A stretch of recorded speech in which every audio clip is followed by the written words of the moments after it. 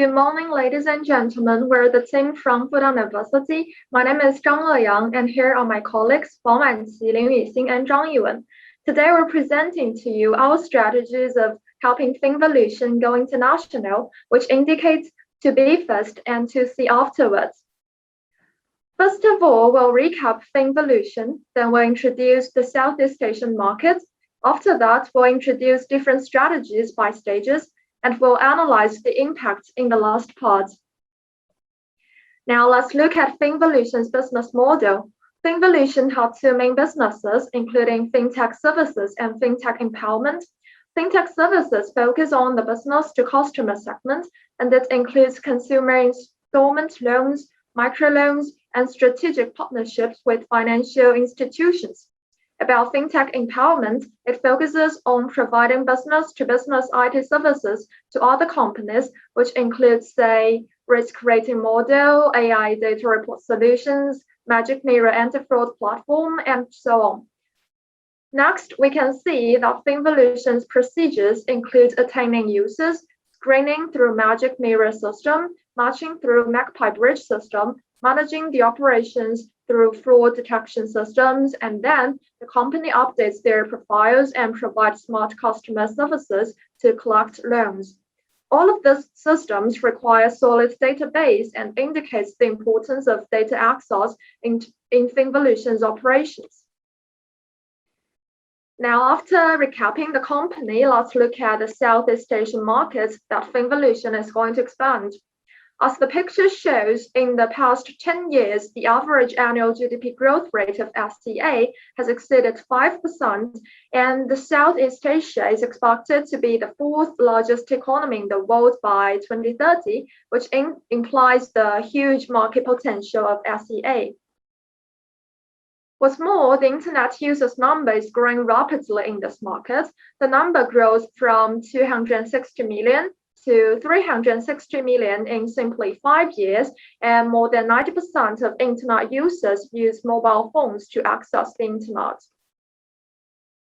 Large unbanked population in Southeast Asia indicates the tremendous potential demand of online financial services. We can easily tell that the bank account ownership in most SCA countries is quite low. All of these three factors demonstrate an appealing Southeast Asia market. However, Finvolution is also confronted with some challenges. Let's welcome my colleague Zhang Yuwen to introduce it in detail. Thanks, Leyang. Let me continue to analyze the challenge that Finvolution will face when it plans to enter the Southeast Asian market. First of all, stringent regulation. There are rigorous license requirements for a financial lending institution in Southeast Asia. Although Finvolution fortunately obtained the license from the Financial Services Authority of Indonesia, it's always a challenge when it expands to other countries such as the Philippines and Singapore. In addition, there will be strict supervision from relevant departments. Then the lack of database. The success of Finvolution in China partly comes from the big data. It has already accumulated nearly 4 billion pieces of data on 6 million online users by 2015. However, when the company goes abroad, it will face a new customer group and the challenge of lack of data. Next, the lack of brand awareness. As a newcomer, Finvolution inevitably faces this challenge and has to improve brand recognition.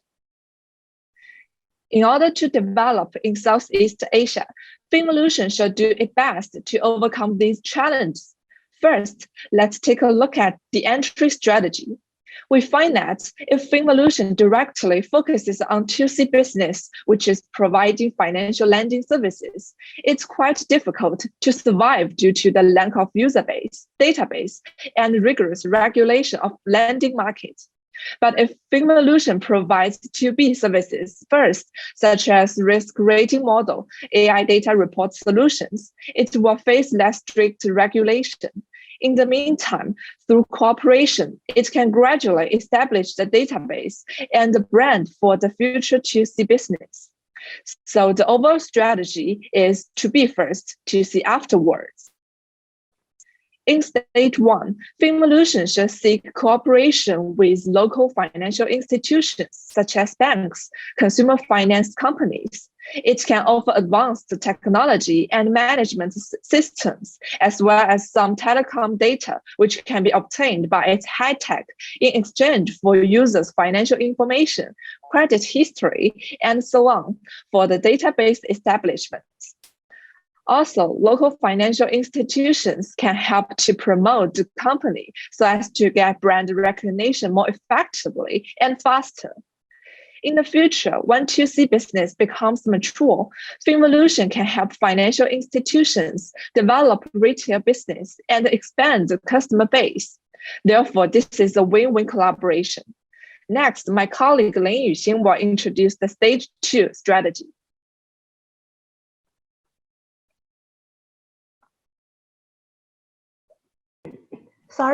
Thanks, Ewan. As Ewan has mentioned, in the first stage of entry, through in-depth cooperation with financial institutions, Finvolution has accumulated rich data assets and laid the foundation for credit assessment.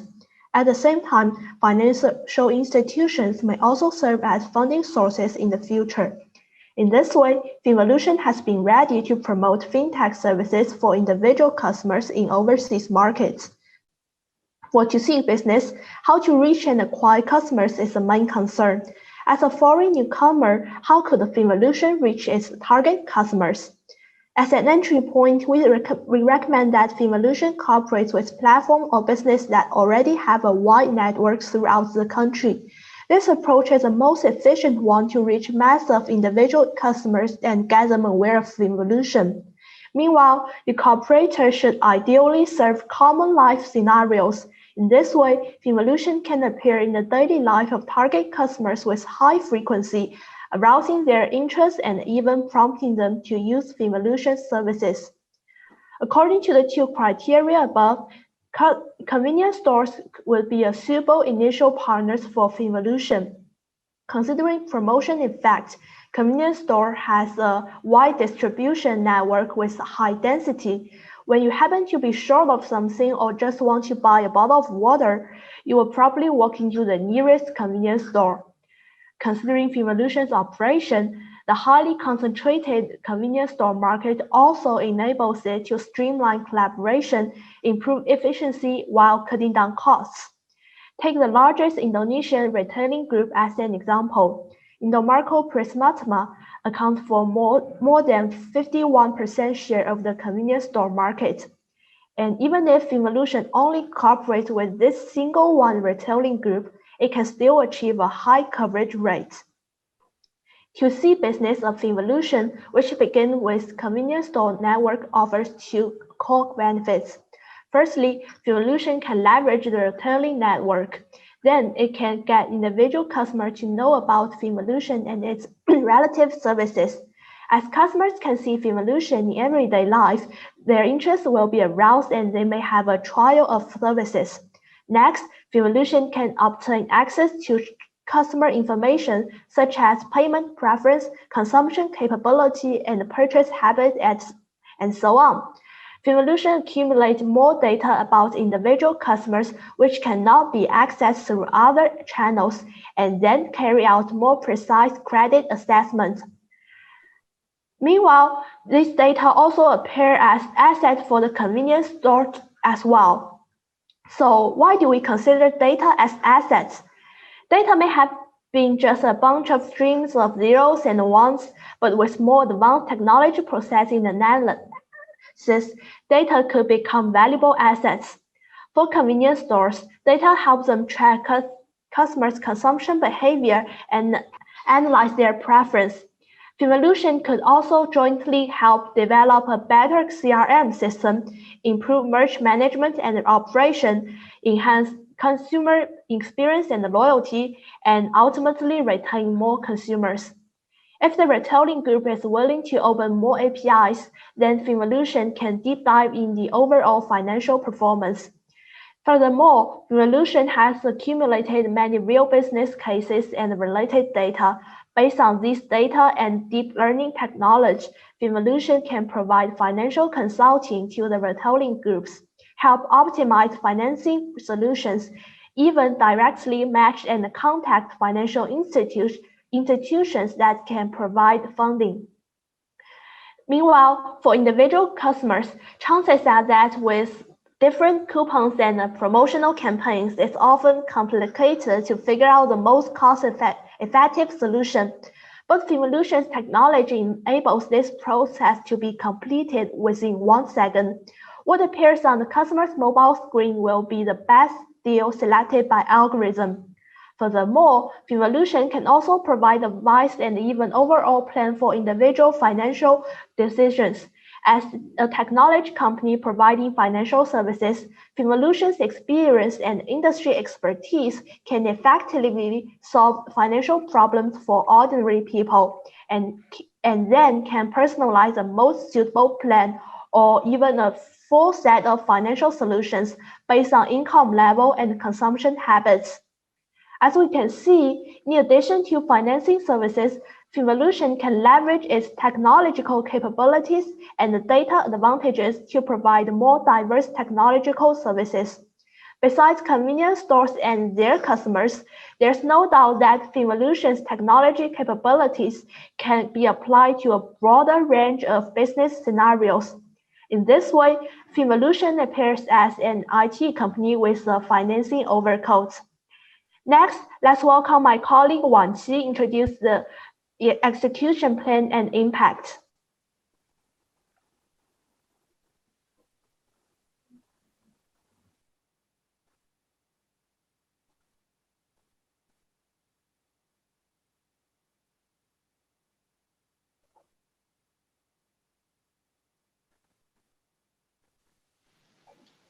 Sorry, I can't hear. Is everyone hearing? Okay. Yes, Wang. Yeah. Wang Qi, you might. Yeah. Your mic doesn't work.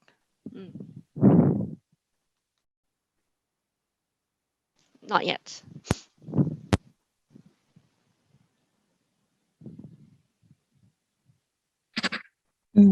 It's not working.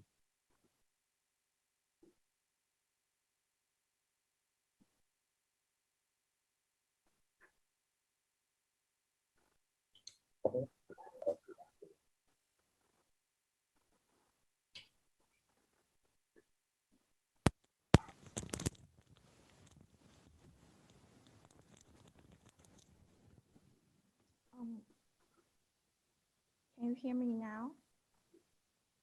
No? Very softly. If you speak louder, maybe closer, okay. Bring your mic. Yeah, that's better. Say. Oh, okay. Can you hear me now? Yes, better. Sorry. Thank you. Sorry about the technical issues. We will continue with our execution plans. So as mentioned in the previous sections, our solutions are divided into 2 stages. And for year 1, 2, Finvolution first needs to establish its 2B business with local financial institutions. And meanwhile, in order to improve the accuracy of its credit analysis, it needs to spend efforts to crawl additional data such as telecom data to learn about users' social relationship. As for stage 2, Finvolution may start early to look for cooperation with convenience stores. And after certain promotion activities and accumulation of people's retail store consumption data, our company may finally launch its 2C fintech services after 2 or 3 years. And following the successful experience with convenience stores, Finvolution may apply similar cooperation to more businesses. So the next page shows the impact and financial numbers generated from our solutions. The 2 stages of strategies would together help Finvolution to address the challenges of entering new Southeast Asian markets in terms of raising brand awareness and enriching customer acquisition channels, having access to various user data and therefore improving their accuracy, and also reducing the impact of legal regulation as it will first enter the market as an IT service provider. This helps Finvolution not only survive with the 2B business, but also thrive with its 2C business in the long run. As for financial impact, the cost mainly consists of cooperation, which means to help companies like convenience stores to better manage their CRM systems, etc., and also technology costs and promotion costs. So So here we also estimate the revenues of Finvolution. It is since the previous. It is expected to reach $500 million in the coming 5 years. The proportionate of 2C business will continue to grow and become the major part of its revenues in 10 years. So the next page shows some of the risk and mitigation plans of our solutions. For instance, if its core magic mirror may have inadequate accuracy due to insufficient data, under this circumstance, the company should seek for more cooperation with businesses that touch daily lives of any users, such as the thriving express and catering industry in Southeast Asia. And in order to reduce the risk of information leakage and privacy issues, Finvolution needs to strengthen its privacy and data protection. So to summarize our proposal, we first analyze fintech's business model and core competitive advantage. Then we looked into the market of Southeast Asia region and found that the company's advantages cannot be directly replicated in new markets, as it faces a number of challenges regarding brand data and also the regulation issues. After analyzing alternatives for the entry strategy, we came up with the overall strategy, which is 2B first and 2C afterwards. For stage 1, we develop our fintech empowerment business with local financial institutions. This stage also prepares us for the long-term lending services as it accumulates data, improves brand image, and builds relationship with banks. Then we are ready to move on to our 2C businesses. To cooperate with local community stores, we can reach to individual consumer data and make promotions while providing comprehensive IT services to retailers. Finally, our company will survive and thrive in the new Southeast Asian market. And that is the end of our presentation. Thank you so much for listening, and we're looking forward to your questions. So thank you for your presentation. It is now time for the Q&A session. Let's hear the first question. Thank you. Hi, team. Thank you. Just to clarify a bit, so the case study was mentioning about getting the first license in Indonesia. Is that still the plan, or is the group proposing to go into Southeast Asia?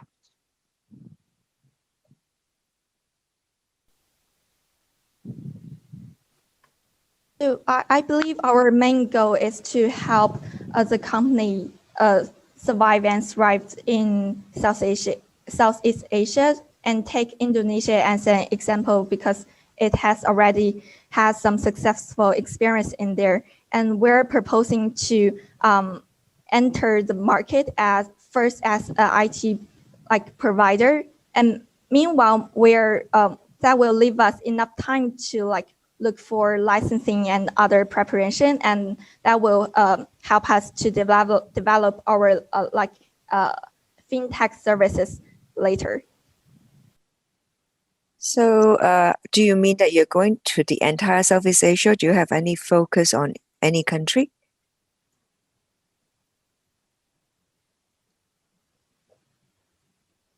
Actually, our focus are mentioned in our slides that there are Indonesia, Vietnam, and Thailand as our, Philippines as our focus, because in these countries we've mentioned that there is a large unbanked population and fast growth of internet users and a huge market potential.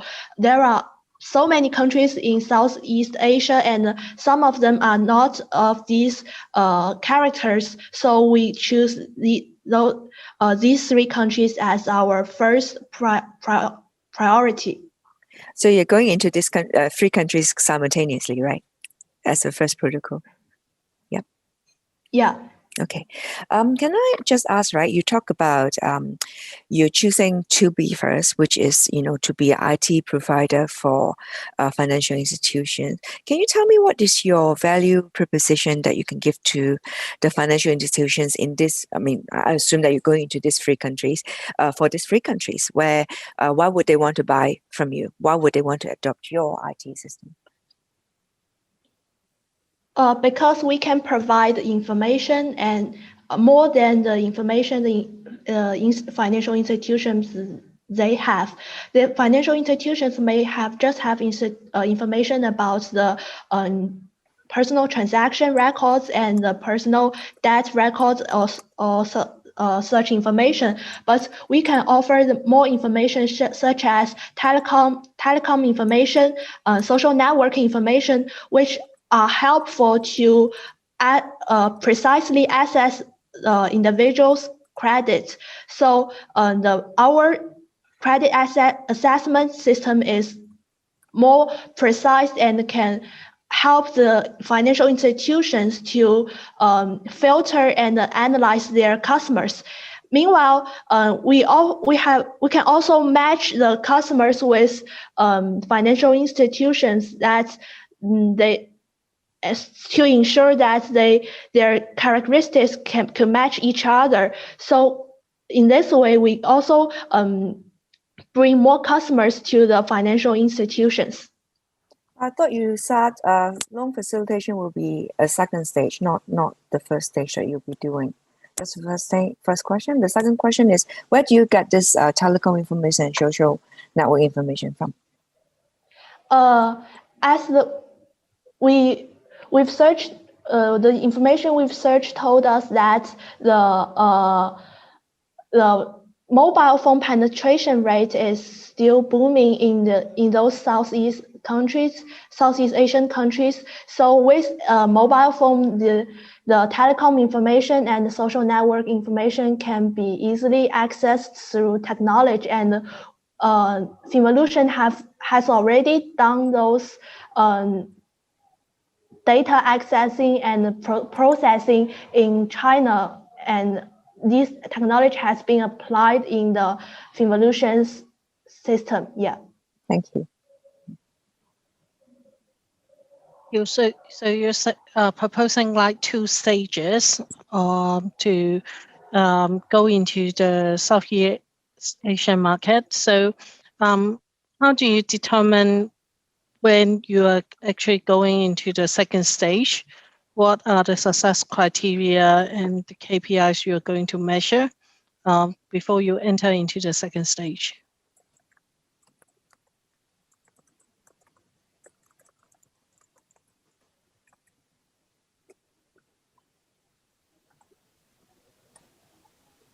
So before entering the second stage, we need to have abundant data. This includes some of the user career and financial data from the bank, and also some of the telecom and social relationship data generated from stage 1, and also some consumption data from the convenience stores that we get by cooperating with the retailers. So I think we have to ensure that this data can make our analysis of models, the accuracy may reach certain numbers. So this has something to do with the technology. We have to ensure that our model is accurate enough for us to move on to the second stage.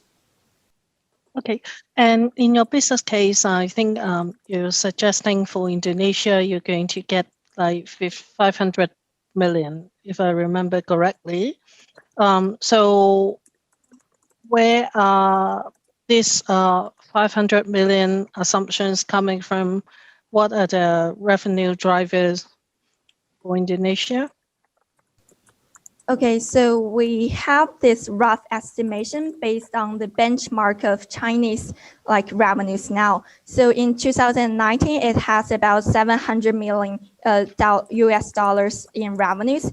And however, we look into the total users in China, and we found that there are 23 million users now. However, we compare some of the core data with Indonesia, we found that the unbanked account is 2.5 times than in China, and also so there will be more users, and so that we think that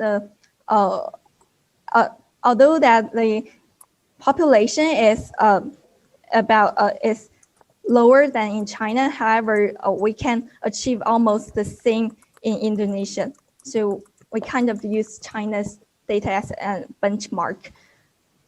Also, okay.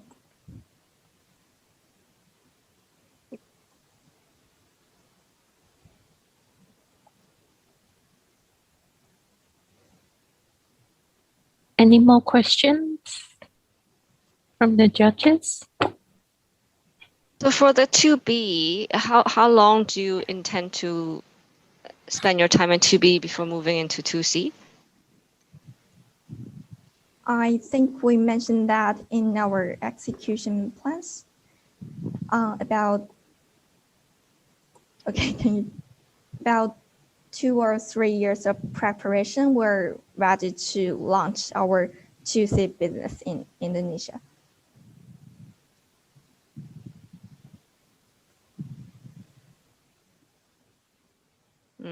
Okay. And just on the fraud aspects and credit scoring, are these going to be the same as the China model, which is being used now, or do you foresee this to be different? I think it's pretty different because its promotion ways are really different in China because Chinese people are accustomed to online advertisement. However, we found that in Indonesia, it's better to reach the customers through offline channels. And also, we need to establish our 2B business first because we do not have previous relationships or data in Indonesia. And to enter the market with 2B business sounds like a good idea because it prepares us to the new business. I see. So if we elaborate this on a bit, so stage 1, which is the 2B, which is the local institutions, which I understand is the top 20 of the customers within Indonesia. So you get the data here in stage 1. So as we move into stage 2, for the cooperation of, you were saying, reaching the offline customers, are these a different set of customers or are they the same set of customers as 2B?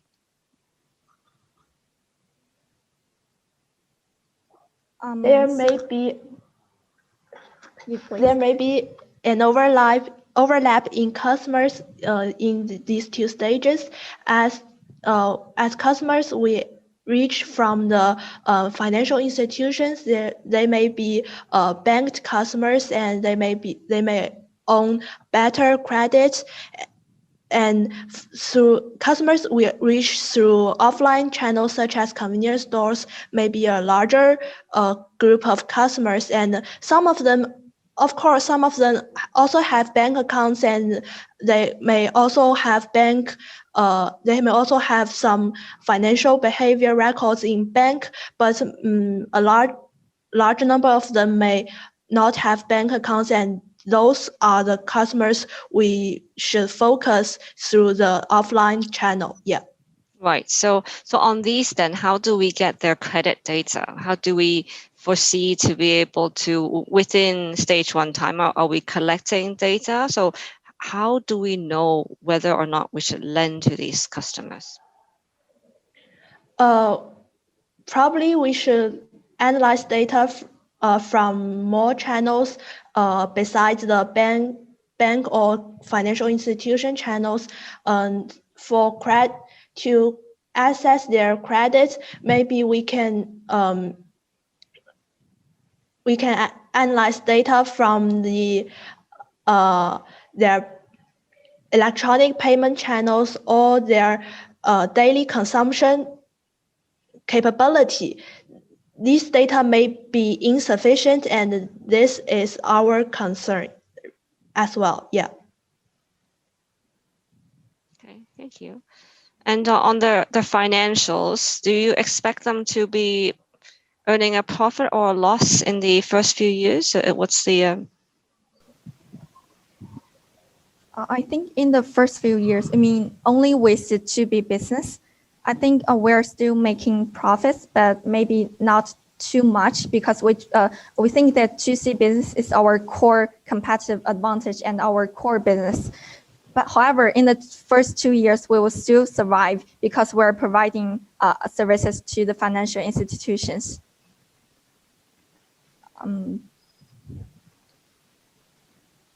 Thank you. Thank you. So we still got 2 minutes. Any more questions from the judges?